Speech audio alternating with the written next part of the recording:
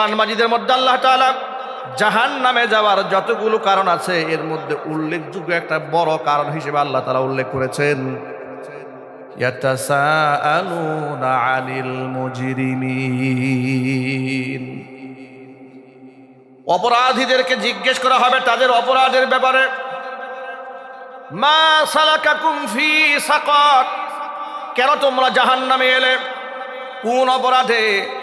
তারা বলবে ক্বালু লাম নাকু মিনাল মুসাল্লিন ওয়া লাম নাকু নুতঈমুল মিসকিন ওয়া কুন্না নাখুদু মাআল খায়িদিন। জাহান্নামে যাওয়ার যতগুলো কারণ তারা উল্লেখ করবে, এক নাম্বার বলবে লাম নাকু মিনাল মুসাল্লিন, দুনিয়াতে আমরা নামাজি ছিলাম না, এই জন্য আজকে আমরা জাহান্নামী হয়েছি। সূরা মুদ্দাসসিরের এই আয়াত প্রমাণ করে বেনামাজিরা জান্নাতি না জাহান্নামী। আরো জোরে বলেন। সূরা মাউনের মধ্যে আল্লাহ পাক বলেছেন শুধুমাত্র বেনামাজিরাই জাহান্নামী না, অসংখ্য নামাজিরাও জাহান্নামে যাবে। তারা কোন নামাজি শোনেন? আল্লাহ বলছেন ফাওয়াইলুল লিল মুসাল্লিন আল্লাযীনা হুম আন সালাতিহিম সাহুন আল্লাযীনা হুম ইউরাউন। ওই সমস্ত নামাজীদের জন্য জাহান্নাম, যেই সমস্ত নামাজিরা নামাজ সম্পর্কে গাফেল এবং উদাসীন। নামাজ যদিও পড়ে, আমি আল্লাহর জন্য পড়ে না, মানুষকে দেখাবার জন্য নামাজ পড়ে, মানুষকে দেখাবার জন্য নামাজ পড়ে, এমন মুসল্লি এই সমাজে আছে না নাই? সারা সপ্তাহ নামাজ পড়ে না, জুমার দিনে ঘর থেকে বের হতে চায় না, ঘরের বউ ধাক্কায় পাঠাইছে। কি ব্যাপার, তুমি কি কাফের টাফের হইলা নাকি? কোনো লোক তো বাহিরে নাই, সব চলে গেছে মসজিদে, তুমি বসে আছো এই জায়গায়। ঈদের নামাজেও যাইতে চায় না, ঘরের মধ্যে বসে আছে, বউ বেচারি ধাক্কায় পাঠাইছে। কি ব্যাপার? এলাকার ফাসেক ফুজ্জার একটাও বাকি নাই, সব চলে গেছে ঈদগাহ ময়দানে। তুমি কি ফেরাউনের বংশধর নাকি? কি ব্যাপার, তুমি নামাজ যাও না? বউয়ের ধাক্কা ঢোকা খাইয়া বেচারা গেছে একটু ঈদগাহে নামাজ পড়তে। ঈদগাহে ঈদের নামাজ পড়তে গিয়ে জানাজা পড়ে ফেলছে, আছে না নাই? জানাজা পড়তে গিয়ে ঈদের নামাজ পড়ে, ঈদের নামাজ পড়তে গিয়ে জানাজার নামাজ পড়ে। বেচারা খুব বেকায়দা অবস্থা, ইচ্ছা করে নামাজ পড়ে না, আল্লাহর সন্তুষ্টি কল্পে নামাজ পড়ে না, এমনকি নামাজ যে পড়তে হবে এটাকে গুরুত্ব দেয় না। বড় বড় কথা বলবে মাইকের সামনে এসে, হ্যান করেঙ্গে ত্যান করেঙ্গে, লাঠি কে আন্দার মুগুর ভরেঙ্গে, আছে না নাই? হেডামের কোনো শেষ নাই। ফতোয়া শুনলে মনে হবে তার চাইতে বড় মুফতি আর নাই। বক্তব্য শুনলে মনে হবে তার থেকে ভালো মানুষ সমাজ আর একটাও নাই। খোঁজখবর নিয়ে দেখবেন বছরে এক ওয়াক্ত নামাজও পড়ে না। হুজুর নামাজ না পড়লে কি হবে? আমার ইমান কিন্তু খুব মজবুত। কি এই ভণ্ডামি দেশে আছে না নাই? নামাজ না পড়লে ইমান খুব শক্ত, হুজুর মারাত্মক ইমান। সুদের ব্যবসা করে বলে হুজুর অসুবিধা কি, সুদ না একটু খায়, কিন্তু ইমান কিন্তু খুব মারাত্মক। মানে এদের ইমানটা এত শক্ত, সুদ খাইলেও নষ্ট হয় না, নামাজ ছেড়ে দিলেও ইমান নষ্ট হয় না, এমন মজবুত ইমান। সাহাবায়ে কেরাম রাদিয়াল্লাহু তাআলা আনহু আজমাইন কি বলেন শোনেন। তারা বলেছেন আমরা মুসলমান আর কাফেরদের মধ্যে পার্থক্য করতাম শুধুমাত্র কেবলমাত্র নামাজ দিয়ে। যে ব্যক্তি নামাজ পড়ে তাকে আমরা মুসলমান মনে করতাম, যে ব্যক্তি নামাজ পড়ে না তাকে আমরা মুসলমান মনে করতাম না। সাহাবায়ে কেরামের সেই উক্তি যদি বর্তমান দেশের মধ্যে অ্যাপ্লাই করা হয়, সমাজের দিকে একটু তাকায় দেখবেন বহুত মসজিদের সভাপতি সেক্রেটারি আছে নামাজ পড়ে না। ঢাকায় কেরানীগঞ্জে এক মসজিদে ইমাম সাহেবের সাথে কমিটির সাথে একটু কথা কাটাকাটি হয়েছে, যে কোনো কারণে। কি নিয়ে কথা কাটাকাটি হয়েছে তার একটা সূত্র আছে। সূত্র হলো ইমাম সাহেবকে বেতন দেয়। কি ইমাম সাহেবের সাথে বেতন না দিলে মন কালাকালি হবে না? দিচ্ছেন, মন কালাকালি হয়েছে। ইমাম সাহেব বলছে আচ্ছা কি ব্যাপারটা কি, আপনারা আমাকে বেতন দেন না কেন? কমিটির সভাপতি সাহেব বলে, আচ্ছা হুজুর একটু ধৈর্য ধরেন না, খালি টাকা টাকা করেন, দিনের খেদমত একটু করেন। আপনাকে টাকা কোত্থেকে দেবো? যে দোকানে মসজিদ ফান্ডের টাকাগুলো লাগাইছে ওরা টাকা ঠিক মতো দেয়নি। হুজুর শুনে অবাক হয়ে গেছে। মানে বুঝলাম না, মানে কি?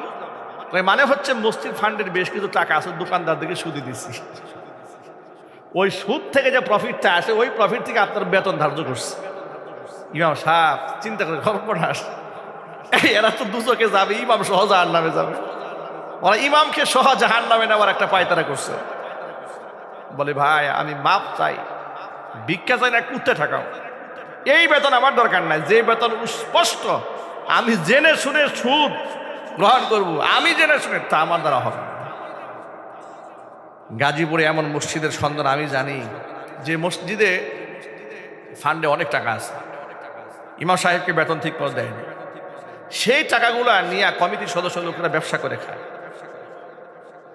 আবার আমি এমনও সদস্য দেখেছি ঢাকা শহরে যে মসজিদ ফান্ডের টাকা না থাকার কারণে সভাপতি নিজের পকেটের টাকা মসজিদে দান করে দিয়েছে, মোটা অঙ্কের টাকা, যা আপনারা আগামী 2-1 বছর পরে মসজিদের টাকা যদি উঠে তাহলে আমার ঋণ শোধ করে দেন।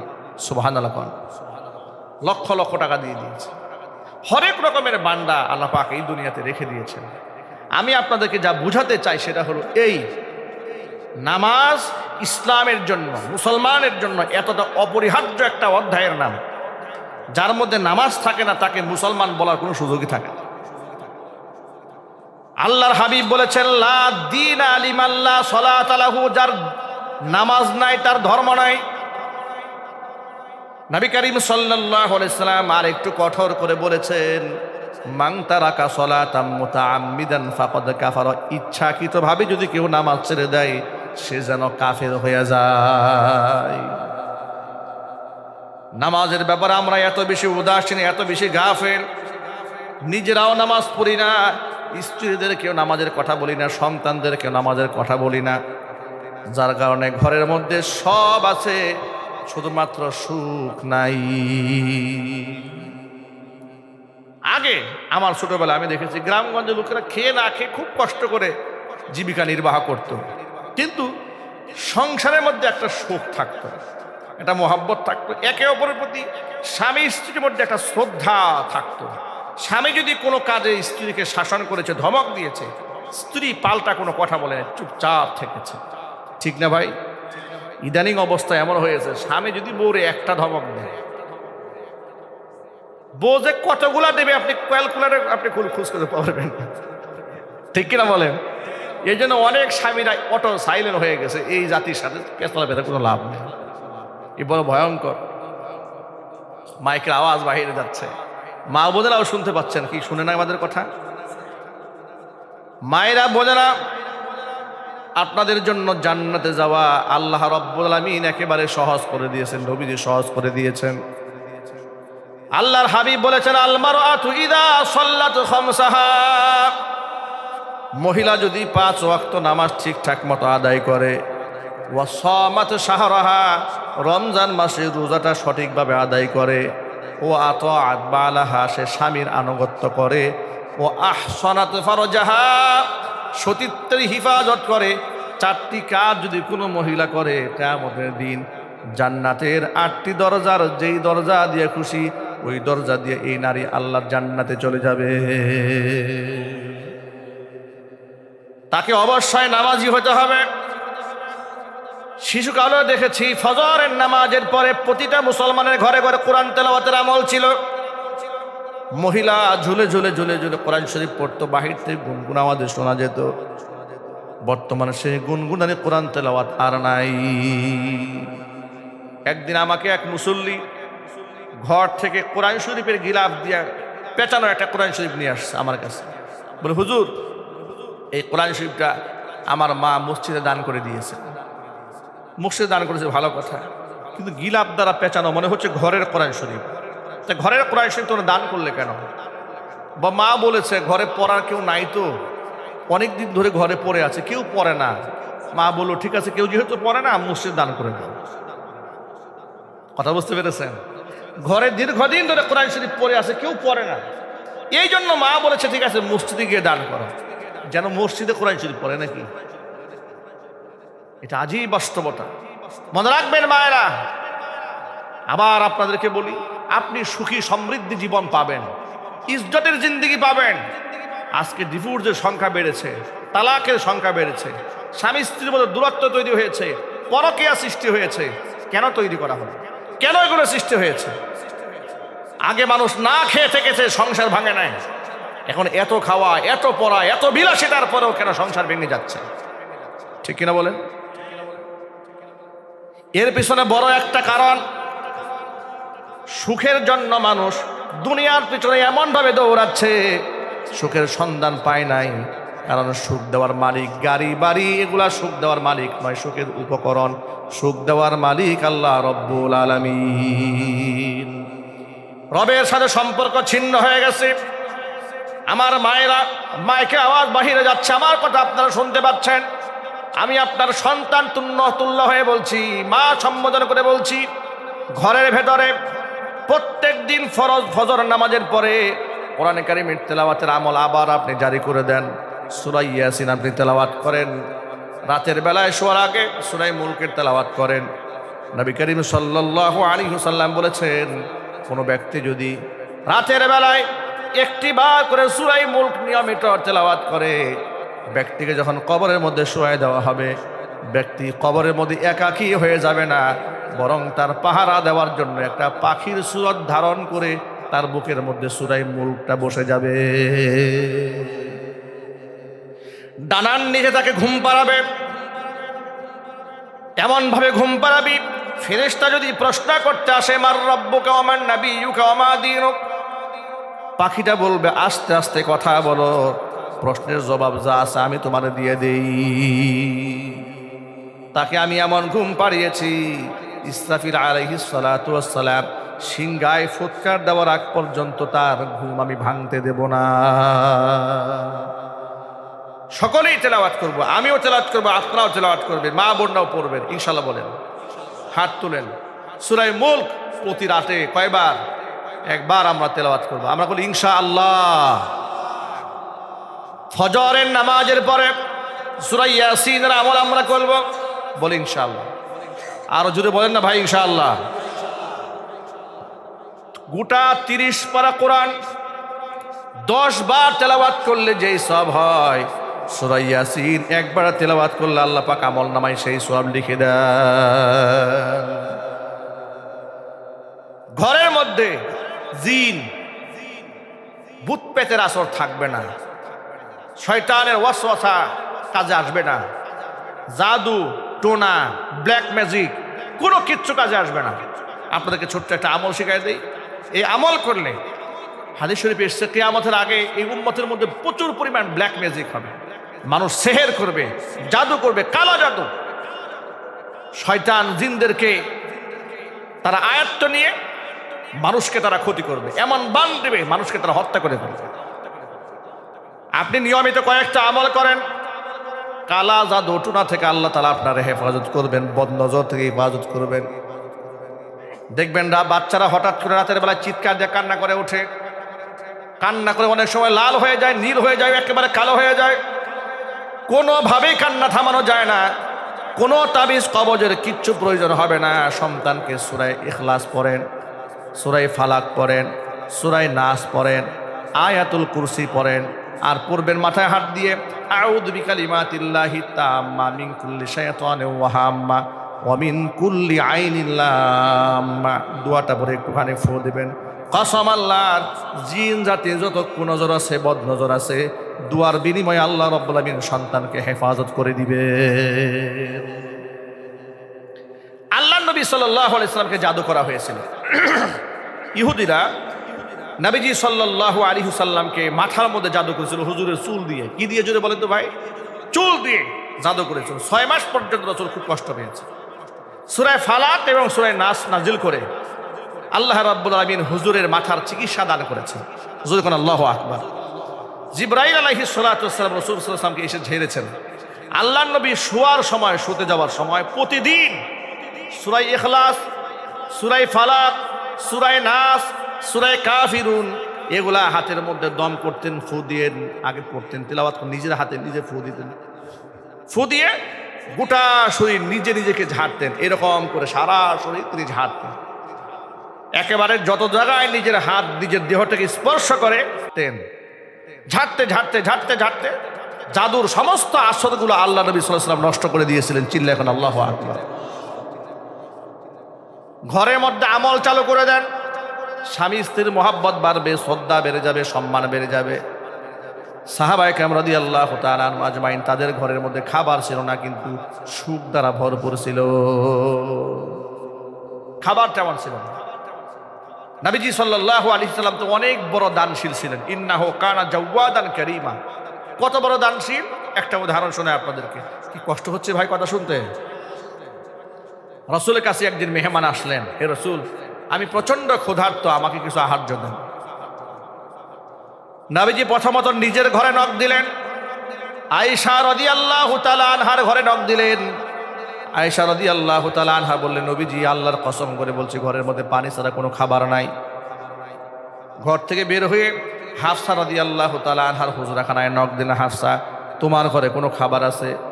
তিনি একই প্রশ্নের জবাব দিলেন একইভাবে, আল্লাহর কসম করে বলে ঘরে পানি ছাড়া কোনো খাবার নাই। নবীজি আবার হুজরাখানা থেকে বের হয়ে মসজিদে নববীর মধ্যে এসে হাজির হলেন। উপস্থিত আনসারী সাহাবীরা বসে আছেন, দরিদ্র সাহাবীরা বসে আছেন। হুজুর বললেন, এই ক্ষুধার্ত ব্যক্তিকে আজকে রাতের বেলায় যে ব্যক্তি মেহমানদারি করাবেন, স্বয়ং আল্লাহ রাব্বুল আলামিন তার উপর রহমত নাজিল করবে। আল্লাহর নবী বলেছেন মেহমানদারি করালে তাকে রহমত পাবেন, আল্লাহ পাক রহমত দেবেন। এ কথা শুনে লোভ সামলাতে না পারে পেছন দিক থেকে একজন সাহাবী হাত তুলে, হে রাসূল, আপনি মেহমানকে আমার সাথে বাড়ি পাঠান, আমি তার মেহমানদারি ব্যবস্থা করতেছি। মেহমানকে নিয়ে তিনি বাড়ি চলে গেলেন আল্লাহর রহমত পাওয়ার আশায়, কিন্তু ঘরের মধ্যে খাবার আছে না নাই তার খবর তার কাছে নাই। ঘরের বিবিকে একান্তে ডাকলেন এক কোনায়, ডেকে জিজ্ঞেস করলেন ঘরের মধ্যে কোনো খাবার আছে? তিনি বললেন, শিশু খাদ্য ছাড়া ঘরের মধ্যে কোনো খাবার নাই। আপনি খাবেন সে খাবারও নাই, আমার খাবারও নাই, মেহমানকে দেওয়ার মতো কিছু না, বাচ্চাদের খাবার আছে। সাহাবী বললেন, আল্লাহ রাসূল বলেছেন মেহমানদারি করলে আল্লাহ পাক রহমত দেবেন। এক কাজ করো, বাচ্চাদের খাবারগুলা বাচ্চাদেরকে না দিয়া মেহমানদের জন্য রেডি করো, মেহমানের সামনে খাবার উপস্থাপন করো। আরেকটা কাজ করবে, মেহমানের সামনে খাবার উপস্থাপন করার সময় একটা খালি প্লেট আমার সামনেও দিবে, সুকৌশলে ঘরের বাতিটা বন্ধ করে দেবে।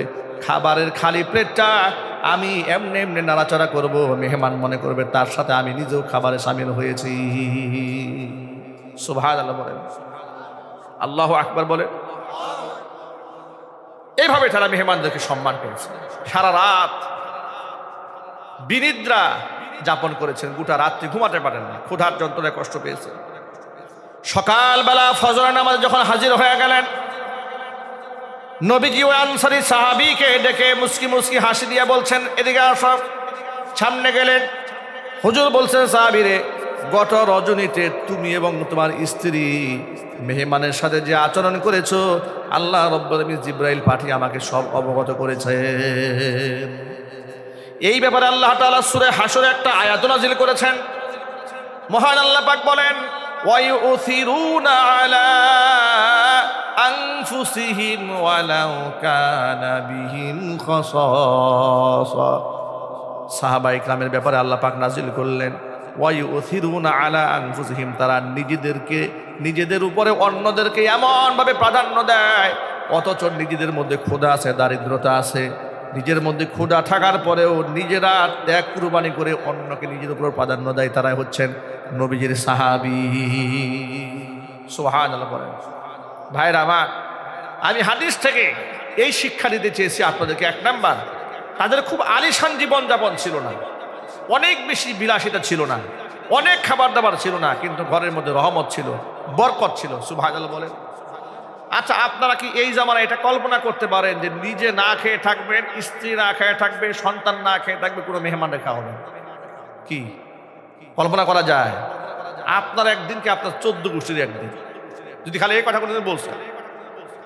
খাবার তো নিজের খাবার দেবেন তো দূরের কথা, শুধুমাত্র মেহমানকে নিয়ে গেছেন, মেহমান বাড়িতে আসছে, আর যদি সেই মেহমানটা মেয়ের বাড়ির না হইয়া, যদি নিজের বাবার বাড়ির লোক না হইয়া স্বামীর বাড়ির লোকজন হয়, তাহলে তো কিন্তু অবস্থা পুরা খারাপ হয়ে যাবে, মন মেজাজ পুরা হট, ঠিক কিনা বলেন? পুরা মেজাজ খারাপ হয়ে যাবে। আমি কিছু রান্না করতে পারবো না, মন মেজাজ ভালো না, শরীর আমার খারাপ, কোমর আমার ব্যথা, মাথা চিনচিন করে, হোটেল থেকে তোমার 14 গুচির খাওয়াই দেয়। কথা বলে না কেন ভাই? বাস্তবতা আছে না নাই? আর যদি সে আত্মীয় স্বজন নিজের বাড়ির কেউ হয়, নিজের বোন হয়, নিজের ভগ্নিপতি হয়, তাহলে আপ্যায়ন কাকে বলে, কত প্রকার এবং কি কি? বাথরুম তো ডলতে ডলতে টাইলস সহ খুলে ফেলতেছে। কথা বলতে হবে, ঠিক কিনা বলে? এটা আবার সবাই করে না, কিন্তু বাস্তবতা এরকম আছে কিনা? এটা খুব মারাত্মক, এটা করা যাবে না, এটা করা যাবে না। মনে রাখবেন প্রিয় ভাইরা, আপনার স্ত্রীর সম্মান রক্ষা করার দায়িত্ব যেমন আপনার, আবার আপনার সম্মান রক্ষা করার দায়িত্ব আপনার স্ত্রী। স্বামীর আত্মীয় স্বজনকে সম্মান দিলে স্বামী সম্মানিত হয়। এই জন্য স্ত্রীর নিজের কষ্ট হলেও স্বামী সম্মানিত হবে, এই কথা মাথায় রেখে স্বামীর বন্ধু বান্ধব আত্মীয়দেরকে শ্রদ্ধা করা উচিত, ঠিক কিনা বলেন? আবার স্ত্রীর আত্মীয় স্বজনদের প্রতি স্বামী বিশেষভাবে গুরুত্ব দিবে, এই কথা বিবেচনায় তাদেরকে সম্মান দিলে আমার স্ত্রী খুশি হয়। সুবহানাল্লাহ। কোরআন মাজিদে স্বামী এবং স্ত্রীর সম্পর্কটাকে কিভাবে তুলে ধরেছেন আল্লাহ পাক জানেন? আল্লাহ বলেছেন, হুন্না লিবাসুল লাকুম ওয়া আনতুম লিবাসুল লাহুন্না। নারীরা পুরুষের পোশাক, পুরুষরা নারীদের পোশাক। সুবহানাল্লাহ। স্বামী এবং স্ত্রীর সম্পর্কটাকে পোশাকের সাথে তুলনা করা হয় কেন? এই কথাটা ব্যাখ্যাটা কি? স্বামী স্ত্রীর পোশাক, আবার স্ত্রী স্বামীর পোশাক, এ কথার ব্যাখ্যাটা কি? এ কথার জবাব কি? আল্লাহ কি বোঝাতে চেয়েছেন? এই কথা দ্বারা দু ধরনের ব্যাখ্যা হতে পারে। মুফাসসিরিন কিরামরা ব্যাখ্যা বলেছেন, এই জামাটা আমি পরার পরে, এই জামাটা গায়ে দেওয়ার পরে আমার গায়ে যদি কোনো ময়লা থাকে, আবর্জনা থাকে, কাটা দাগ থাকে, কোনো দোষ ত্রুটি থাকে, এটা কি জামার কারণে দেখা যায়? দেখা যায় না। স্বামী স্ত্রীর পোশাক এর মানে হচ্ছে স্ত্রীর মধ্যে যত প্রকারের দোষ ত্রুটি যা থাকবে, স্বামীর আমানত সমস্ত গোপনীয়তা রক্ষা করে স্ত্রীর সমস্ত দোষ ত্রুটিকে সে আড়াল করে রাখবে। সুবহানাল্লাহ। অনুরূপভাবে স্বামীর মধ্যেও যদি কোনো দোষ থাকে, স্ত্রী জামার মতো আগলায় ধরে স্বামীর সমস্ত গোপনীয়তা রক্ষা করবে, কারো কাছে স্বামীর বদনাম বলবে না। চুন থেকে পান থেকে চুন একটু খসলেই ফোন দিয়া বাবার কাছে বিচার দেবে না, তোমার জামাইয়ের চরিত্র বলতে কিছু নাই। আছে না নাই? জোরে কর। কথা কাটাকাটি একটু হয়েছে, বাস বিচার শুরু হয়ে গেছে। যার তার সামনে তাকে বেইজ্জত করছে, অপমান করছে। আপনি কোরআনের আয়াতকে লঙ্ঘন করছেন, আপনি আমানতের খেয়ানত করেছেন, আপনি তাকে অপমানিত করেছেন, যার দরুন একে অপর প্রতি শ্রদ্ধা নষ্ট হয়ে যায়, সম্মান বোধ নষ্ট হয়ে যায়। এই একটা ব্যাপার।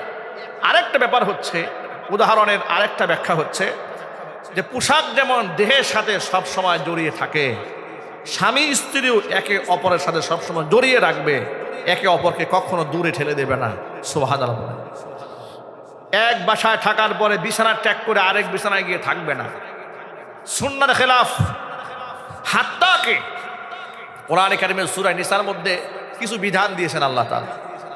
স্ত্রী যদি স্বামীর অবাধ্য হয়, তাহলে সেই ক্ষেত্রে স্বামী তাকে ফাইজুহুন্না, আগে ওয়াজ করবে, নসিহত করবে, বোঝাবে। এতেও যদি কাজ না হয়, ওয়াহজুরুহুন্না ফিল মাদাজি, বিছানার মধ্যে তাকে একটু আলাদা করে রাখবে। রুম আলাদা করবে না, বিছানা আলাদা করবে। সুবহানাল্লাহ।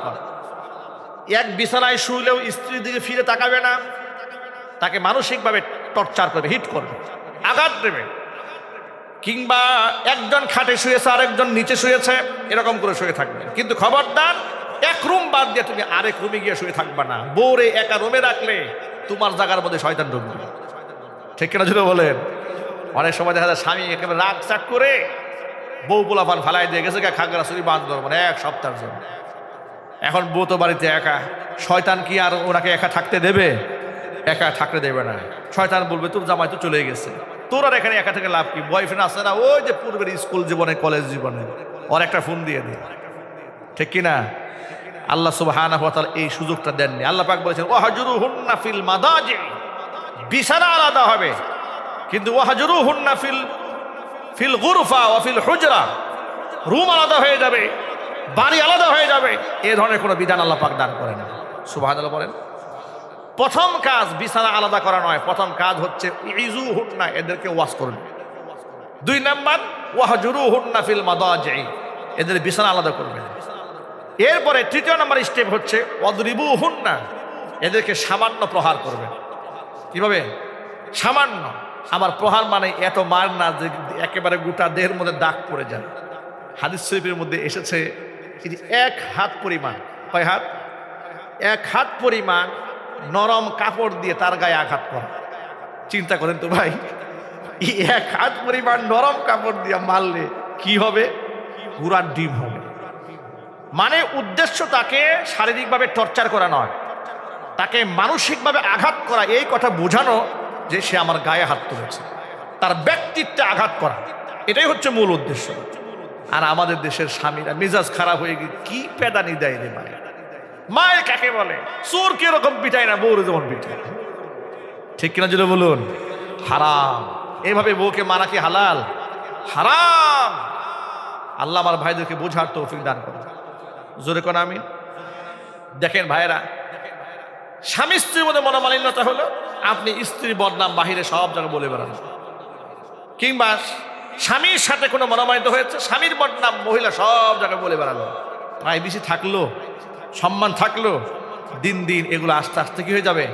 নষ্ট হয়ে যাবে। ইসলামে সুযোগ দেয় নাই, তাদেরকে কাছাকাছি থাকার বিধান দান করেছেন। এই জন্য আল্লাহ পাক বলেছেন হুন্না লিবাসুল লাকুম ওয়া আনতুম লিবাসুল লাহুন্না, তোমরা একে অপরের পোশাকের মতো। যখন আল্লাহু আকবার। এই ক্ষেত্রে যত পুরুষ ভাইরা এখানে আছেন তাদেরকে আমি ছোট্ট একটা টিপস দেব, যদি আপনার বিরক্ত না হন। হাদিস শরীফ থেকে শোনাচ্ছি আপনাদেরকে। আল্লাহর হাবিব বলেছেন ইন্নাল মারআতা খুলিকাত মিন দিলাইন, পৃথিবীর মধ্যে যত নারী জাত আছে সমস্ত নারীদেরকে আল্লাহ তাআলা বাঁকা হাড় দিয়ে তৈরি করেছেন। আদম আলাইহিস সালাতু ওয়াস সালাম বাম পাজরের হাড় দিয়া নারী জাতকে আল্লাহ সৃষ্টি করেছেন।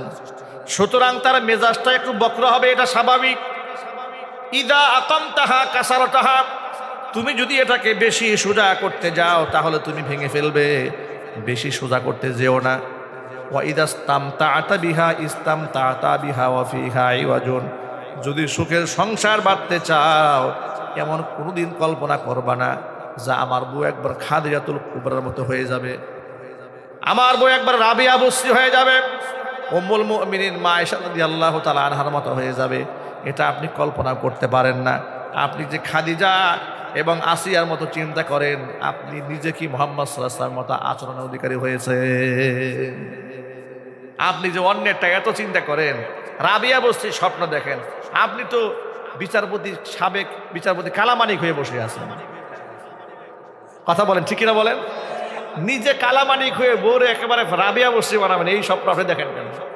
নিজেকে আয়নায় দেখেন, নিজেকে আয়নায় দেখুন। সুতরাং নিজেকে যেদিন পরিশুদ্ধ বানাবেন আল্লাহ তাআলা আপনার স্ত্রীকে অটো পরিশুদ্ধ বানাই দিবেন। সুবহানাল্লাহ বলেন।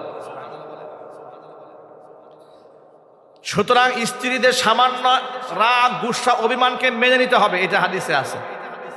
আচ্ছা আপনারা বলেন তো, উম্মুল মুমিনিন মা আয়েশা সিদ্দিকা রাদিয়াল্লাহু তাআলা আনহা সাধারণ মহিলা না অসাধারণ? যার ব্যাপারে আল্লাহ রাসূল বলেছেন এই পৃথিবীতে আমার কাছে প্রিয় পাত্র দুজন, একজন হচ্ছে আয়েশা, আরেকজন হচ্ছে আয়েশার বাবা। সুবহানাল্লাহ বলেন। এটা মা আয়েশাকে রাসূল খুশি করেছেন, সাথে সাথে আয়েশা রাদিয়াল্লাহু তাআলা আনহার মর্যাদাও প্রকাশিত হয়েছে। আয়েশা রাদিয়াল্লাহু তাআলা আনহার সতীত্বের ব্যাপারে আল্লাহ সূরা নূরে আয়াত নাযিল করেছেন। মহিয়সী নারী সেই মা আয়েশা রাদিয়াল্লাহু তাআলা আনহার রুমে রাসূল সাল্লাল্লাহু আলাইহি ওয়াসাল্লাম একদিন বসে আছেন। সেখানে তিনি বিশ্রাম নেবেন। একাধিক স্ত্রী হওয়ার কারণে তিনি ভাগ করে দিয়েছিলেন যে আমি এই দিন অমুকের কাছে থাকব।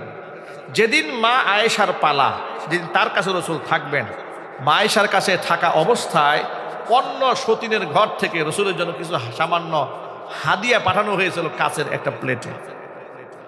রাসূল পাক সাল্লাল্লাহু আলাইহি ওয়াসাল্লামের জন্য হাদিয়া যখন মা আয়েশার ঘরে আসলো, সতীনের কাছ থেকে এসেছে, এটা দেখে মা আয়েশা সহ্য করতে পারে না, খুব গায়রতের কিছু প্রেস্টিজ ইস্যু হয়ে দাঁড়িয়েছে যে আমার সময় তিনি এত মহব্বত কেন দেখাবেন? সতীন তো হাজার হলেও কি সতীন, আমার সময়, এখন আমার পালা, তা আমি তাকে খেদমত করব, তার সেবা, তাকে কি খাওয়াবো, ঘুম পাড়াবো, যা করার আমি করব। আমার সতীনের বাড়িতে খাবার কেন আসছে? রাগে গুসায় পিয়ালা ধরে এত আসার মেরেছে, একটা পিয়ালা ভেঙে টুকরা টুকরা করে ফেলছে। পিয়ালা ভেঙে টুকরা করলেন, খাবার নষ্ট করে ফেললেন। এই আচরণটা যদি আমাদের দেশের লোকদের সামনে হতো, তাহলে বউকে কি পরিমাণ আপ্যায়ন করা হইতো? এই পরিমাণ আপ্যায়ন হতো যে মোটামুটি বউ মৃত্যু পর্যন্ত মনে রাখতো। ঠিক কিনা বলেন?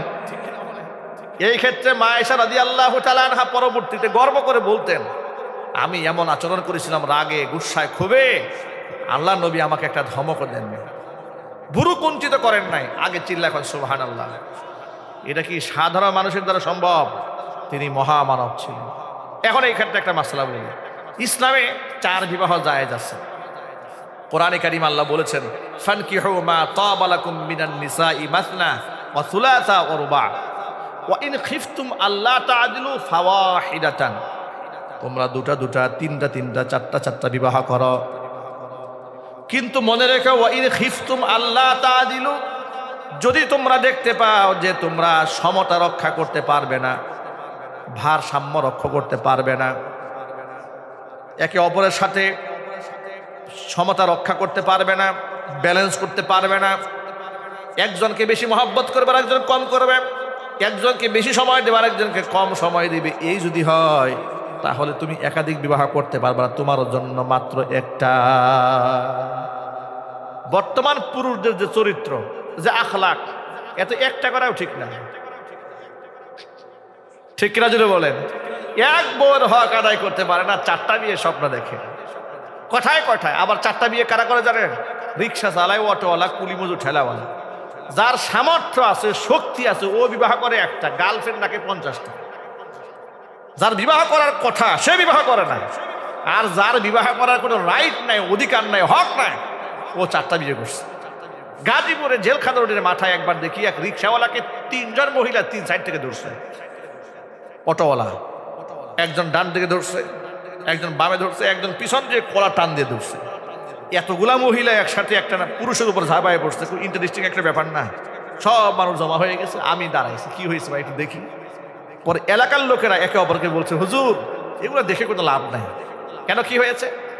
এই রিক্সাওয়ালা হচ্ছে এমন একটা লম্পট, ও যেখানে যায় সেখানে একটা করে বিয়ে করে। ও ঢাকা রিক্সা চালিয়েছে, একটা বিবাহ করছে সেখানে। এরপরে সাভারে গিয়েছে, রিক্সা চালিয়েছে, ওখানে একটা বিয়ে করছে। এরপরে সেখানে 2-3 মাস কাজ টাজ করে ওই বউ আর ভাল লাগে না, এবং একাধিক বিবাহ করে, কাউকে বলেও না। সে চলে আসছে কোনাবাড়ি, গাজীপুরে। এখানে এসে রিক্সা চালানো শুরু করছে, এখানে আরেকটা বিয়ে করছে। বিরাট ব্যাপার সেবা। 3 বউ কিভাবে কিভাবে যেন একে অপরের সাথে সন্ধান নিয়ে ক্রাইম করলে, অন্যায় করলে তো যুগ সাজস এমনি তৈরি হয়ে যায়। এগুলা খোঁজখবর নিতে নিতে সব সতীনরা ঐক্যবদ্ধ হয়েছে, ওরে যেখানে পাবো সেখানে গিয়ে ধরবো। এরপরে 2 পাশে 2 জন ধরেছে, কলার মধ্যে টান দিয়ে ধরেছে। আচ্ছা প্রিয় ভাইরা, আপনারা একটু জবাব দিয়ে বলেন, এর কি 3 বিয়ে করার অধিকার আছে? একটু জোরে বলেন। কিন্তু সমাজে একাধিক বিবাহ এরাই বেশি করে, কিন্তু যাদের করার হক আছে ওরা করতে সাহস পায় না। ঠিক কিনা বলেন? কিন্তু এরা আবার অন্যায় কাজ ঠিক মতো করে। আল্লাহ হেফাজত করে। জোরে কোন আমিন। আমি যেটা বোঝাতে চেয়েছি, একাধিক বিবাহ করতে চান, আল্লাহ রসুলের দিকে একটু তাকান। কিভাবে সমতা রক্ষা করেছেন, কিভাবে একে অপরের মন রক্ষা করেছেন। এক স্ত্রী তার সাথে এমন আচরণ করলেন, তিনি মারলেন না, কাটলেন না, ধমক দিলেন না, বরং হুবহু একটা পিয়ালা কিনে ওই স্ত্রীর ঘরে পাঠিয়ে দিলেন। তিনি টেরও পাইলেন না তার আগের পিয়ালা ভেঙে ফেলা হয়েছে। আল্লাহু আকবার। নবী করিম সাল্লাল্লাহু আলাইহি ওয়াসাল্লাম এই জন্য স্বামী হিসেবে বিশ্ব মানবতার জন্য আদর্শ। স্বামী তার স্ত্রীর সাথে কেমন আচরণ করবেন সেটা আল্লাহ রাসূলের কাছ থেকে শিখে নিতে হবে। এবার মা আয়েশা রাদিয়াল্লাহু তাআলা আনহার একটা হাদিস শোনায় আপনাদেরকে। মা আয়েশা রাদিয়াল্লাহু তাআলা আনহা বলেন, নবীজি সাল্লাল্লাহু আলাইহি ওয়াসাল্লাম আমার ঘরে এসে এত লম্বা সময় নামাজে সেজদায় কাটালেন, নফল নামাজে এত লম্বা সেজদা দিলেন, আমি মনে মনে ভাবতেছিলাম তিনি বেঁচে আছেন নাকি মরে গেছেন। আমি পায়ের মধ্যে চিমটি কাটলাম শুধু বুঝার জন্য তিনি বেঁচে আছেন কিনা। কি মনে হয় সেই সেজদাটা 5 মিনিট ছিল, 10 মিনিট, 20 মিনিট? কত লম্বা সেজদা হলে তার স্ত্রী মনে করেছে তিনি মরে গেছেন। সুবহানাল্লাহ। সেই নামাজ মুসলমানদের কাছে কোনো দাম নেই, কোনো দাম নেই। মরার পরে 40 করার জন্য পাগল, কথা বলে না, মরার পরে 40 অনুষ্ঠান করবে, 3 দিন অনুষ্ঠান করবে। বাবা মা চিকিৎসা ছাড়া মারা গেল হসপিটালে, বিনা চিকিৎসায় মরেছে, টাকা পয়সা ভাঙে না, মরার পরে 4টা গরু কিনছে, ঋণ করে গরু কিনছে। আমি এক গ্রামে গেছি, সেখানে দেখি এক ভদ্রলোক মানুষের কাছে টাকা কালেকশন করতেছে। জিজ্ঞেস করলাম কিসের টাকা? বলে হুজুর আমার তো বাবা মারা গেছে, গ্রামের লোকেরা সবাই দাবি করছে কিছু খাওয়াইতে হয়, 40-এর নিয়ম আছে, আমি তো গরিব মানুষ, টাকা নাই, এই জন্য গ্রামের লোকেরা বলছে অসুবিধা নেই, আমরা সাথে আছি, টাকা পয়সা যা দেওয়ার আমরা দেব, তুমি তোমার বাবার জন্য একটা 40 অনুষ্ঠান করো। চিন্তা করছেন, বাবা মরে গেছে, তার নিজের খাওয়ানোর সামর্থ্য নাই, এলাকার লোকেরা ভিক্ষা করে এই অনুষ্ঠান করাবে, কিন্তু বাপ যখন অসুস্থ হয়ে হসপিটালে ছিল এলাকার লোকেরা 2 টাকাও দেয়নি। কথা বলতে হবে, ঠিক কিনা বলেন? কি মূল্য আছে এই খাবারের, কি মূল্য আছে? এগুলো ধর্মের নামে সব অধর্ম, এগুলো ধর্মের কাজ নয়, সব বেদাত দিয়ে গোটা সমাজটা নষ্ট হয়ে গিয়েছে। নামাজের ব্যাপারে যত্নবান হয়ে যান। সর্বশেষ বক্তব্য এটাই, নামাজ একজন মুসলমানের পরিচয় বহন করে। যত ভাইরা এখানে এসেছেন, ওয়াজ শুনলেন, কোরআন তেলাওয়াত শুনলেন, নসিহত শুনলেন, সব শুনলেন, নামাজে যদি মন না বসে জাহান্নাম ছাড়া কোনো উপায় নাই। আজকের পর থেকে নামাজের ব্যাপারে আমরা উদাসীন হব না, আমরা বলি ইনশাআল্লাহ। নামাজ কয় ওয়াক্ত ভাই যদি বলুন, এই কথাটা মনে থাকবে তো? কবে থেকে? না আগামী বছর হজ করে আসার পর থেকে, চিল্লা দেওয়ার পর থেকে? আমাকে কত লোক বলেছে হুজুর চিল্লাটা দিয়ে আসে দেখবেন ফেরেশতা হয়ে যাবেন। ব্যবসা বাণিজ্য করি, কত মিথ্যা কথা বলা লাগে তো হুজুর, হজটা করে আসি দেখবেন এমন চেঞ্জ হব, আমার চাইতে বড় বুজুর্গ দেশে আর থাকবে। কি বলেন? এতটুকু সময় যে আমাদের সামনে আছে কেউ গ্যারান্টি দিতে পারবে না, কেউ গ্যারান্টি দিতে পারবে না। আল্লাহ আমার ভাইদেরকে তুমি হেফাজত করো, জোরে কোন আমিন। আবার শুধু নামাজ পড়লে হবে না, নামাজ এত একাগ্র চিত্তে পড়বো একমাত্র রবের খুশির জন্য, আমরা বলি ইনশাআল্লাহ। কোরআন বলেছে কদ আফলাহাল মুমিনুন আল্লাযীনা হুম ফি সালাতিহিম খাশিউন। সফল কাম ওই সমস্ত ইমানদারেরা যারা একাগ্র চিত্তে নামাজ আদায় করে, খুশু খুজুর সাথে নামাজ আদায় করে, নামাজের মধ্যে মন এদিক সেদিক করে না।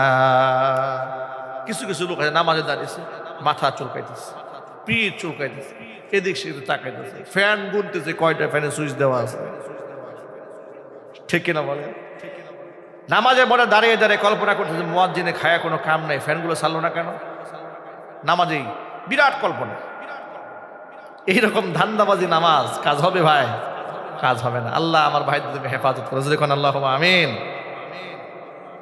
প্রশ্ন উত্তর, ইসলামের আলোকে সমাধান। নিজ মালিকানাধীন নহে কিংবা জোরপূর্বক অন্যের জমি কিংবা সম্পত্তি ভোগ করার পরিণাম তাহা যদি 1 ইঞ্চু হয় তাহলে কি হবে?